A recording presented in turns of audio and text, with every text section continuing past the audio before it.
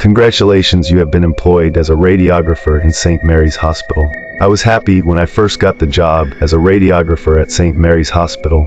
I thought the hardest part would be the long night shifts. I was wrong. The hospital had rules, ordinary ones of course. No phones in the control room. Keep your PPE on. Check patient ID before every scan. But tucked away in the old locker room was a laminated sheet. Faded, water-stained. It wasn't signed by management.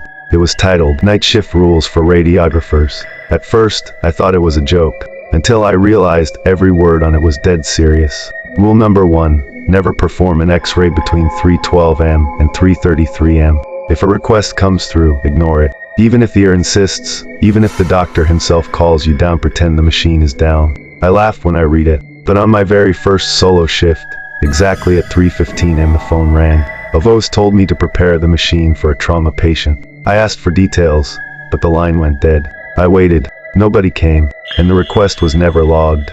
Rule number 2, if you hear knocking from the inside of the court gantry, do not investigate. Do not approach. Simply leave the room, lock the door, and wait 15 minutes. I didn't believe this one or until it happened. Round to am, the court scanner started to power cycle on its own. Then, a faint, hollow knock-knock echoed from inside the tunnel. I thought maybe it was a patient prank, but the scanner room was empty. Completely empty. The knocking grew louder. I locked the door and waited. When I came back, the machine was silent, but the bed had shifted forward, as if someone had just slid off it. Rule number 3, never under any circumstance, look at the extra film.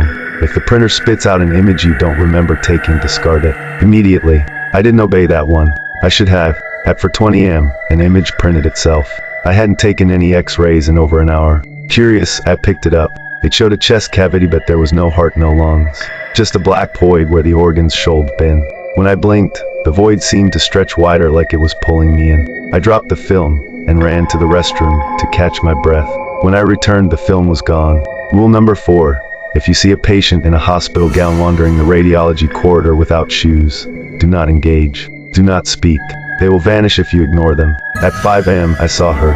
A woman, pale, barefoot, hair hanging wet over her shoulders. She shuffled past the MRI suite. Against the rules, I whispered, "Mum, do you need help?" She froze, slowly turned her head toward me, and smiled. Her teeth weren't teeth at all, they were rows of film strips, each one showing a screaming face. Then she flickered, like a glitching screen, and disappeared into the wall. Rule number 5, when the sun begins to rise, check the waiting area. If there are more chairs filled and patients logged, leave immediately. Do not clock out. Do not look back. That morning, exhausted and shaking, I walked past the waiting area. There should have been 3 patients left, max. Instead, every seat was filled. Silent figures, some headless, some with twisted, unnatural limbs. All of them staring at me. I ran. Left my badge, my bag, everything. I didn't clock out. I didn't even grab my car keys.